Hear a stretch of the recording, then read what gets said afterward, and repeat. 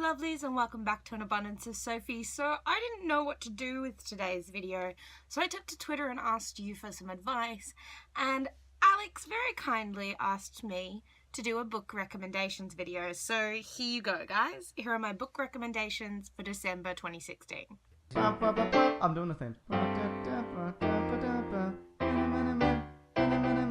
What are we reading today? So I'm going to start off by recommending a couple of series to you. The first is the Wild Chase series by Andy McDermott. Hunt for Atlantis is the first book in that series, and I just finished reading the 12th in the series. It is a fantastic series. Think Indiana Jones, Lara Croft, Tomb Raider. It follows, the main characters are Nina, who is an archaeologist, and her bodyguard slash boyfriend slash husband Eddie.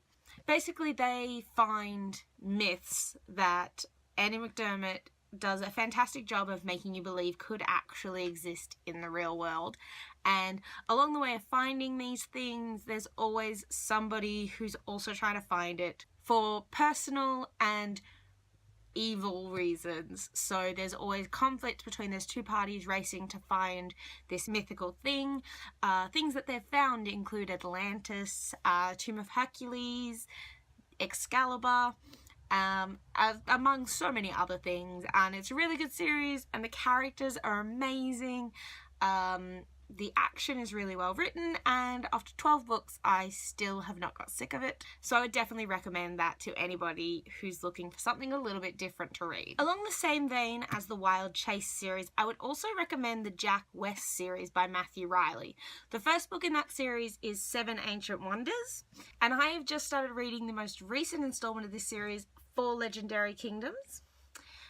There are 4 books in this series, and like Wild Chase, they are very action-packed and looking for mythical things that the author very creatively makes you believe could be real.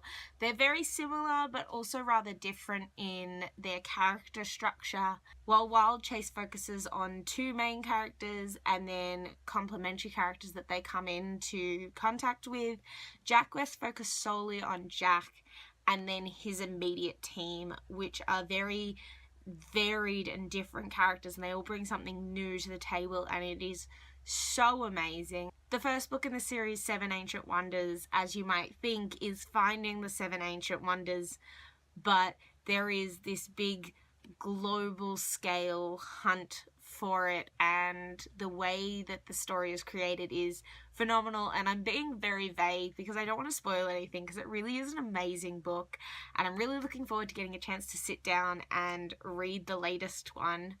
So definitely check out that series. Moving on to something a little bit different. You may know of a show called Poldark that is on the BBC at the moment, starring Aidan Turner.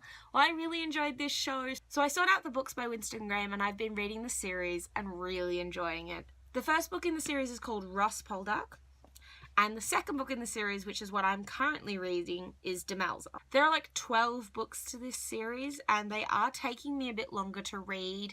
They're set in the 1700s, so it's very period drama, and they are a bit of a slog, but I am really enjoying them. I've just taken a break from Demelza, but I'm going to come back to it, and I will definitely be setting aside the time to finish this. So I recommend that you try this series out.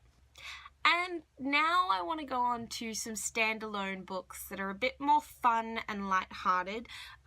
So stepping away from the action and the period drama of the series that I've recommended. I'm unashamedly a fan of romance novels. I like to lose myself in a bit of a cliche romance. So I'm a big fan of Nicholas Sparks' books, and I recently just finished his 2015 novel, See Me. It's really good. It's got a lot of commonalities to his usual work, but it is very different as well, and I really enjoyed it. I didn't see where it was going. It was very unpredictable, which is good because a lot of Nicholas Sparks books follow the same kind of formula, but this one really turned it on its head for me a little bit, so that was really enjoyable and I would definitely recommend it. Now I'm almost done. So if you're looking for a bit of light-hearted comedy, I would recommend Will Anderson, Survival of the Dumbest. Now this book is 10 years old, but it is still incredibly funny and incredibly well written, and I enjoy it so much. I reread it almost every year, if not more often than that. It's fantastic. It's basically calling out all the dumb shit in the world, and who doesn't love that? I also have some other of his books that are equally as amazing, so basically anything by Will Anderson you should check out. And to finish off, it is the Christmas season, so I am recommending John Green's Let It Snow. This is one of my Christmas traditions. I read it every December and I still love it and keep coming back to it, so definitely check that out. And currently I am reading, or should I say rereading, Leanne Hearn's Tales of the Atori series.